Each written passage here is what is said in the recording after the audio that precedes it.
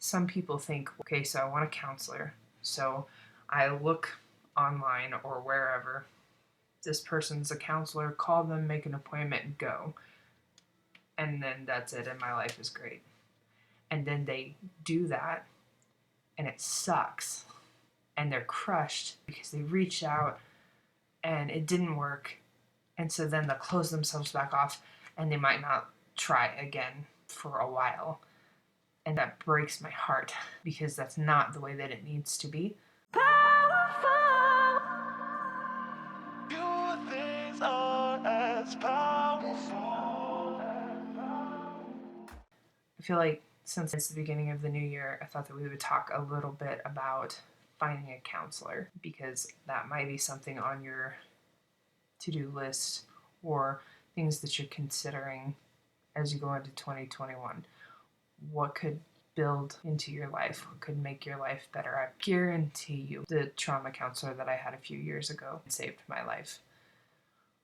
I know that people have had some negative experiences when they reach out and want you to go into it with a good understanding of what to expect because it's important. Some people think, well, okay, so I want a counselor. So I look online or wherever. This person's a counselor, call them, make an appointment, and go. And then that's it, and my life is great. And then they do that, and it sucks. And they're crushed, devastated because they reached out and it didn't work. And so then they'll close themselves back off and they might not try again to get help for a while. And that breaks my heart because that's not the way that it needs to be. You need a little bit more information. So for starters, looking for a counseling, you're shopping. They are not one size fits all. There are very different counselors out there. First of all, there's different personalities. They have different personalities and different backgrounds, different experience, and all of those things are going to play into how they're going to be able to help you or not. Another thing is that you have a different personality. Like, me and my best friend are completely different when it comes to counselors. I need a counselor that will talk to me about their experiences in life, and they need to be able to have had experiences that I've had that I can relate to them with. Otherwise, I can't open up to them because I don't want to open up to somebody who doesn't understand me, right? They might judge me, they might blah, blah, blah. My best friend, on the other hand, does not want to know anything about her counselor personally. She wants to go there, have a completely straight-faced professional person, do the dang thing, and get out. She doesn't want that type of connection. She wants a service. And so that type of a connection makes her uncomfortable.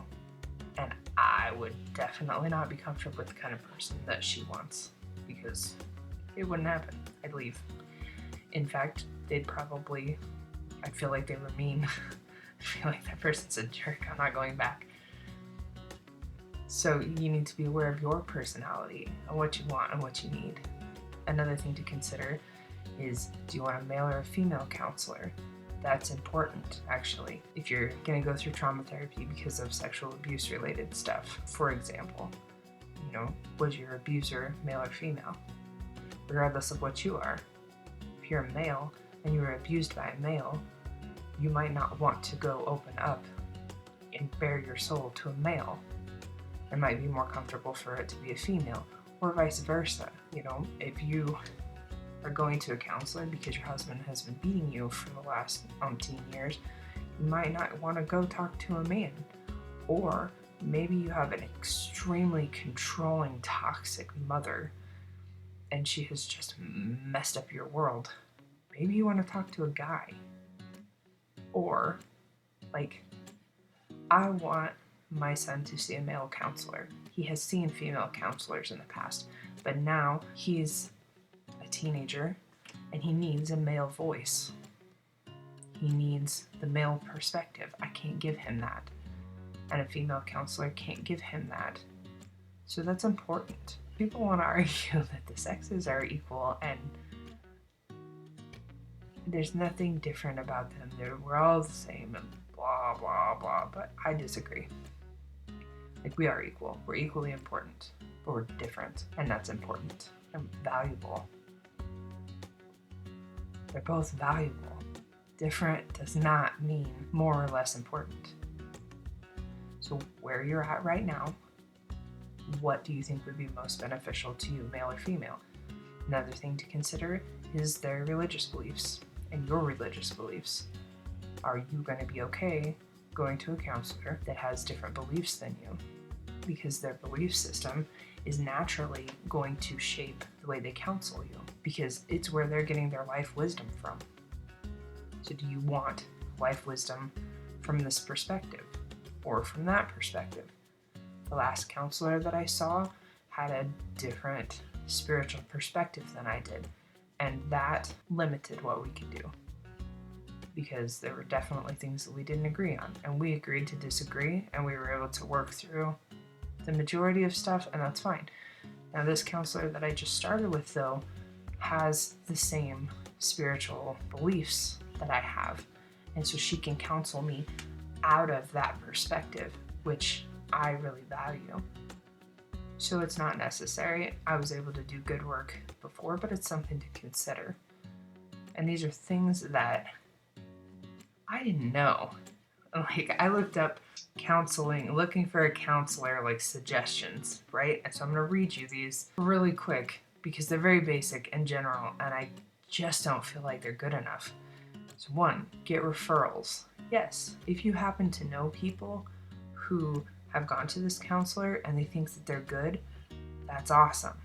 But keep in mind that just because that counselor was good for your friend doesn't mean they're going to be good for you. And that doesn't mean that they're a bad counselor. It means they're a bad fit and you're shopping.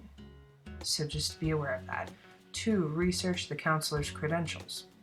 I would do that. I mean, this is the age of the internet. We have that ability. You can look these people up and you can see what kind of topics that they counsel on. You can see what kind of training that they have a lot of times, and that's important, especially if you're dealing with trauma. I look for, does this person have trauma therapy experience? And if they have trauma therapy experience, what kinds of trauma therapy? I want to know. The counselors, also another thing that's different about them is they teach in different modalities. That means like different philosophies, basically, of counseling. Some counselors will focus a lot on your past, for example, and they feel like the only way to fix what's going on right now is to focus on the stuff that happened before. Okay, and there are other types of counselors that focus on the way you think, on your belief systems. Some will try to figure out where those belief systems came from. Others could care less where they came from. They just focus on what's going on right now. What are your beliefs right now? And what of them are bad for you? Negative, critical, false beliefs, etc. And then work on changing those beliefs, because if you change your beliefs, your behavior's probably going to follow. Then there are other people that just focus on your behavior right now. Okay, what are you doing right now? Okay, what can we change right now? Let's just be really practical and this and blah, blah, blah. Totally different ways of counseling, right? And I'm not going to say at this point that any of them are right or wrong. I have preferences, but you just kind of need to be aware that those are things. Where are your beliefs? Do you believe that everything that is in your life right now is a result of the past, and that figuring out the why to what's going on right now is super important? Or do you care less about why and more about changing it? Different things are important to different people. This is part of why shopping for counselors is important, because the likelihood of you finding the right one the first time is not great. It might happen.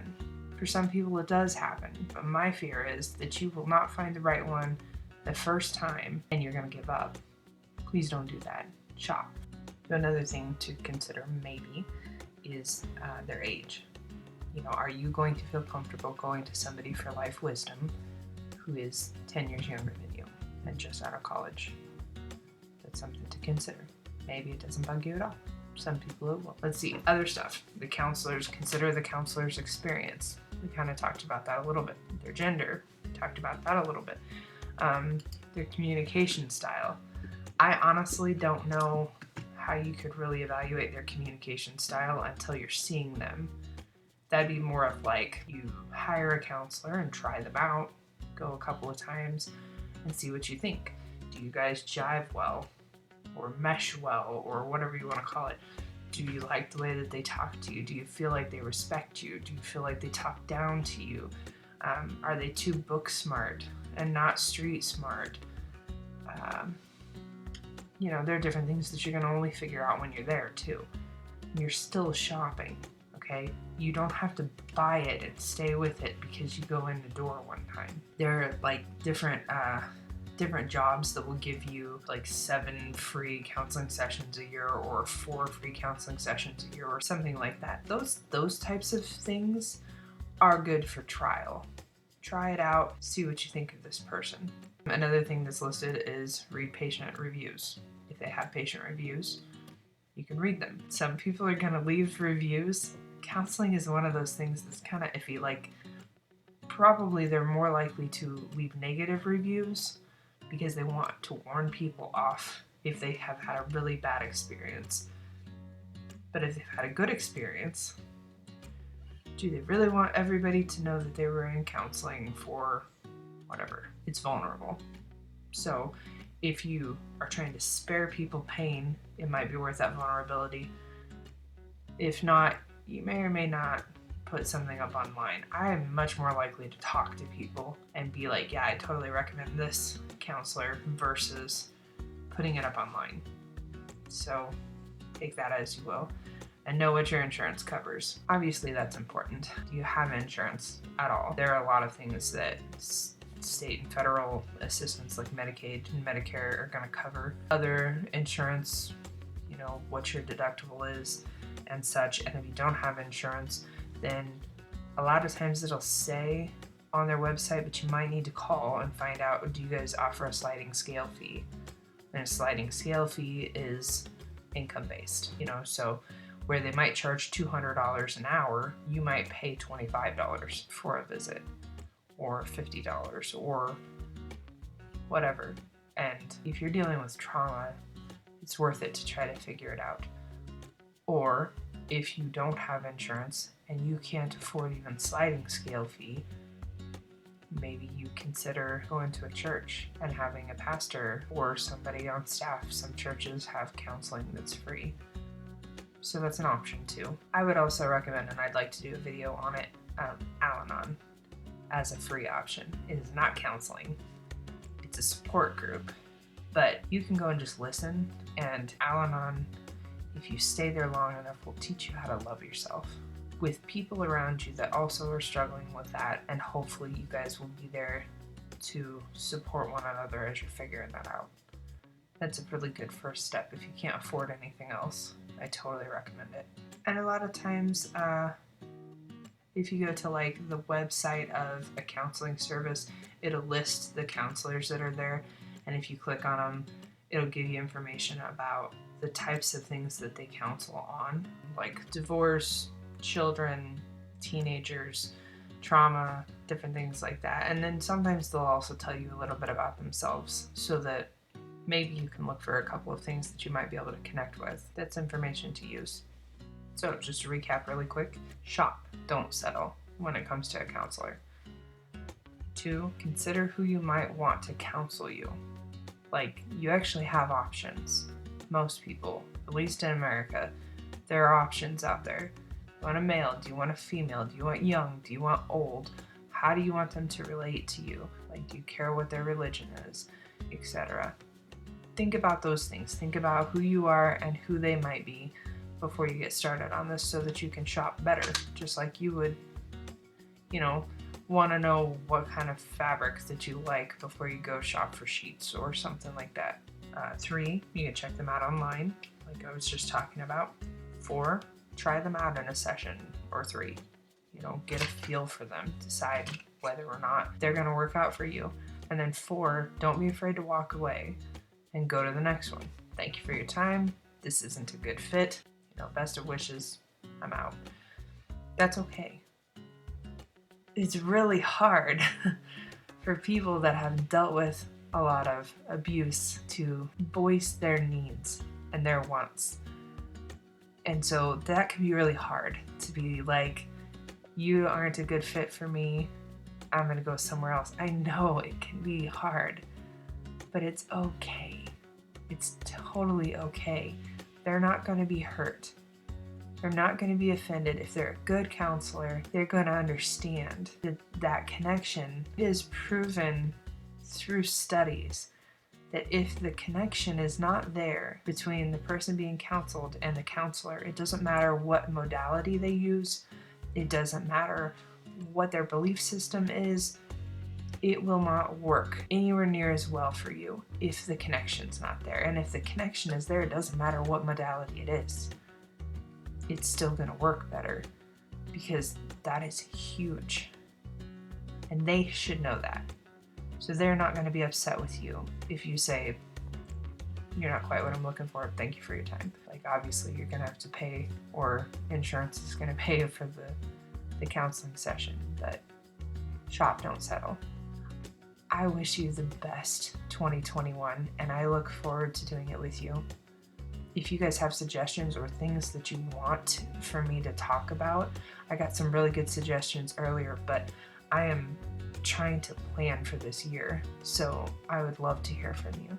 You can leave something in the comments below, or you can email me at staff@aprilhardy.com, and I would love to hear from you, and we will see what we can get accomplished, because it's my goal to serve you. What do you need? What do you need to hear? What do you need to know about?